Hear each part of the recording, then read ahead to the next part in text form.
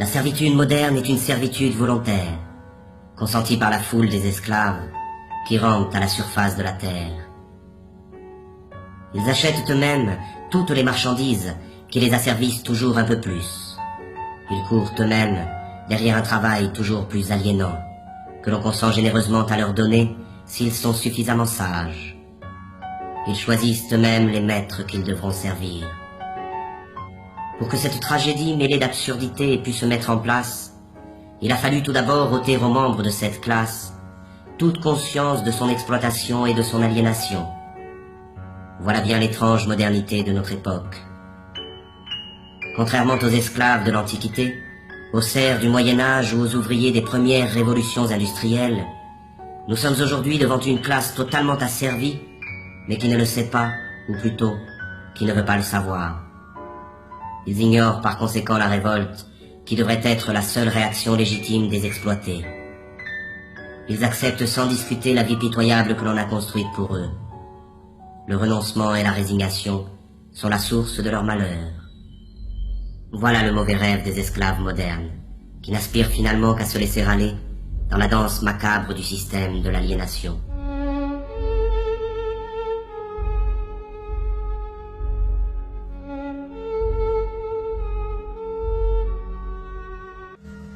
À mesure qu'ils construisent leur monde par la force de leur travail aliéné, le décor de ce monde devient la prison dans laquelle il leur faudra vivre.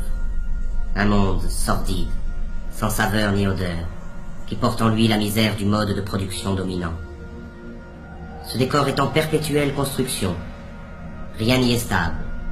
La réflexion permanente de l'espace qui nous entoure trouve sa justification dans l'amnésie généralisée et l'insécurité dans lesquelles doivent vivre ses habitants. Il s'agit de tout refaire à l'image du système. Le monde devient tous les jours un peu plus sale et bruyant, comme une usine. Chaque parcelle de ce monde est la propriété d'un État ou d'un particulier. Ce vol social, qu'est l'appropriation exclusive du sol, se trouve matérialisé dans l'omniprésence des murs, des barreaux, des clôtures, des barrières et des frontières. Ils sont la trace visible de cette séparation qui envahit tout. Mais parallèlement, l'unification de l'espace selon les intérêts de la culture marchande est le grand objectif de notre triste époque. Le monde doit devenir une immense autoroute, rationalisée à l'extrême, pour faciliter le transport des marchandises. Tout obstacle, naturel ou humain, doit être détruit. L'habitat dans lequel s'entasse cette masse servile est à l'image de leur vie. Il ressemble à des cages, à des prisons, à des cavernes. Et contrairement aux esclaves ou aux prisonniers, l'exploité des temps modernes doit payer sa cage. Et c'est dans ce logis étroit et lugubre qu'il entasse les nouvelles marchandises qui devraient, selon les messages publicitaires omniprésents, lui apporter le bonheur et la plénitude. Mais plus il accumule des marchandises, et plus la possibilité d'accéder un jour au bonheur s'éloigne de lui. La marchandise, idéologique par essence, dépossède de son travail celui qui la produit, et dépossède de sa vie celui qui la consomme. Dans le système économique dominant, ce n'est plus la demande qui conditionne l'offre, mais l'offre qui détermine la demande. C'est ainsi que de manière périodique, de nouveaux besoins sont créés qui sont vite considérés comme des besoins vitaux par l'immense majorité de la population. Ce fut d'abord la radio, puis la voiture, la télévision, l'ordinateur et maintenant le téléphone portable. Toutes ces marchandises, distribuées massivement en un laps de temps très limité, modifient en profondeur les relations humaines. Elles servent d'une part à isoler les hommes un peu plus de leurs semblables, et d'autre part à diffuser les messages dominants du système. Les choses qu'on possède finissent par nous posséder. Mais c'est encore lorsqu'il s'alimente que l'esclave moderne illustre le mieux l'état de décrépitude dans lequel il se trouve. Disposant d'un temps toujours plus limité pour préparer la nourriture qu'il ingurgite, il en est réduit à consommer à la va-vite ce que l'industrie agrochimique produit. Il erre dans les supermarchés à la recherche des ersatz que la société de la fausse abondance consent à lui donner. Là encore, il n'a plus que l'illusion du choix. l'abondance des produits alimentaires ne dissimule que leur dégradation et leur falsification. Il ne s'agit bien notoirement que d'organismes génétiquement modifiés, d'un mélange de colorants et de conservateurs, de pesticides, d'hormones et autres inventions de la modernité. Le plaisir immédiat est la règle du mode d'alimentation dominant, de même qu'il est la règle de toutes les formes de consommation. Et les conséquences sont là qui illustrent cette manière de s'alimenter.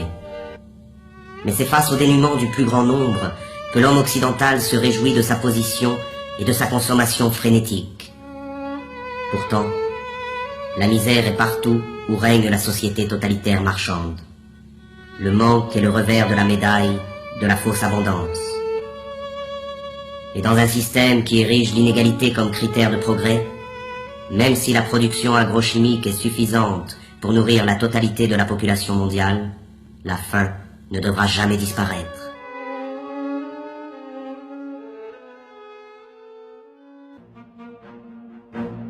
L'autre conséquence de la fausse abondance alimentaire est la généralisation des usines concentrationnaires et l'extermination massive et barbare des espèces qui servent à nourrir les esclaves. Là se trouve l'essence même du mode de production dominant. La vie et l'humanité ne résistent pas face au désir de profit de quelques-uns. Le pillage des ressources de la planète, l'abondante production d'énergie ou de marchandises, les rejets et autres déchets de la consommation ostentatoire hypothèquent gravement les chances de survie de notre Terre et des espèces qui la peuplent. Mais pour laisser libre cours au capitalisme sauvage, la croissance ne doit jamais s'arrêter.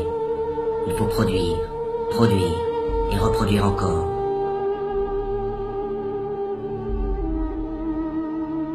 Et ce sont les mêmes pollueurs qui se présentent aujourd'hui comme les sauveurs potentiels de la planète. Ces imbéciles du show business subventionnés par les firmes multinationales essaient de nous convaincre qu'un simple changement de nos habitudes de vie suffirait à sauver la planète du désastre. Et pendant qu'ils nous culpabilisent, ils continuent à polluer sans cesse notre environnement et notre esprit. Ces pauvres thèses pseudo-écologiques sont reprises en chœur par tous les politiciens véreux à court de slogans publicitaires.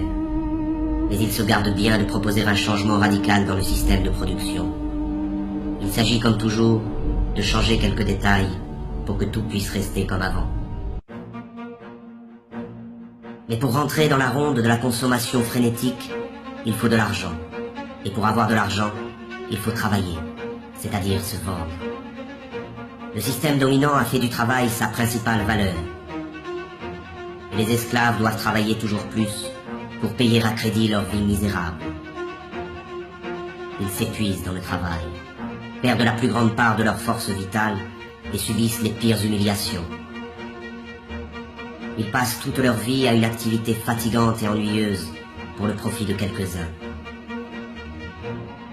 L'invention du chômage moderne est là pour les effrayer et les faire remercier sans cesse le pouvoir de se montrer généreux avec eux.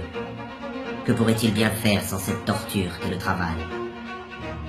Et ce sont ces activités aliénantes que l'on présente comme une libération. Quelle déchéance et quelle misère!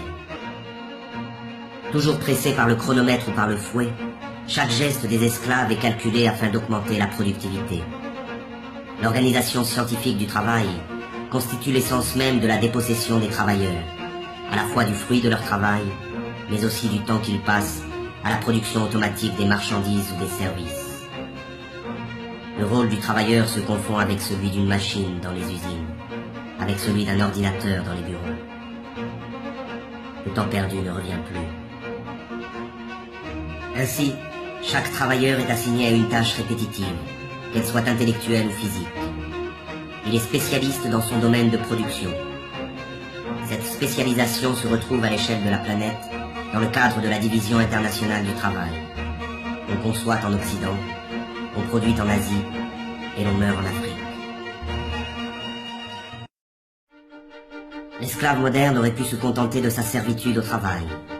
Mais à mesure que le système de production colonise tous les secteurs de la vie, le dominé perd son temps dans les loisirs, les divertissements et les vacances organisées. Aucun moment de son quotidien n'échappe à l'emprise du système. Chaque instant de sa vie a été envahi. C'est un esclave à temps plein.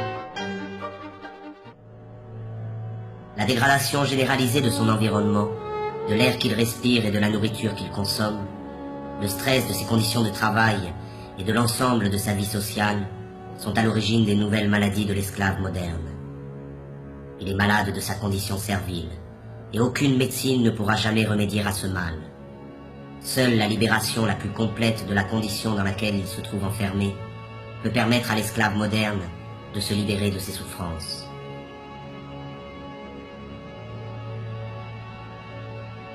La médecine occidentale ne connaît qu'un remède face aux maux dont souffrent les esclaves modernes, la mutilation. C'est à base de chirurgie, d'antibiotiques ou de chimiothérapie que l'on traite les patients de la médecine marchande. On s'attaque aux conséquences du mal sans jamais en chercher la cause. Cela se comprend autant que cela s'explique. Cette recherche nous conduirait inévitablement vers une condamnation sans appel de l'organisation sociale dans son ensemble. De même qu'il a transformé tous les détails de notre monde en simples marchandises, le système présent a fait de notre corps une marchandise, un objet d'étude et d'expérience livré aux apprentis sorciers de la médecine marchande et de la biologie moléculaire. Et les maîtres du monde sont déjà prêts à breveter le vivant. Le séquençage complet de l'ADN du génome humain est le point de départ d'une nouvelle stratégie mise en place par le pouvoir. Le décodage génétique n'a d'autre but que d'amplifier considérablement les formes de domination et de contrôle. Notre corps, lui aussi, après tant d'autres choses, nous a échappé.